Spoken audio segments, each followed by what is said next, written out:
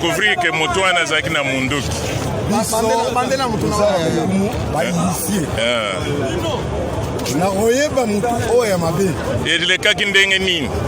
Ngai nazako lingana ke na mona yi conseiller spécial la chef d'état pour na pesa yebo. Quand on a que nazo lingana kota ye alingi advenir na sentir era leki na signaler sur na lobi to aza infiltré. Nini au sentir nini? Mais là qui na initié. Sikoyo au signaler. Na signaler parce que ba retrouver revolver. Donc félicitations. Vous présente toi comme na yo na chefferie na. Aza président, deuxième président civil. Mboka ezaki na otage na mboka basoda. Donc otika la rosala mabe na it. Bon siko présente comme na yo na chef coutumier bapende. Ye moto akangi moto ya bunduki wana. De ngungu. Chef coutumier de bon. Moto a détecté moto ya bunduki wana bakangi yo.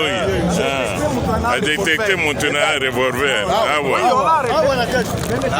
Oui, chef coutumier oyo a détecté moto ya zaki na revolver. Aza chef coutumier ya bapende. Oui. Vous savez nini pour découvrir ngai nego za wana naza initié. Ala kisabiso soki maemo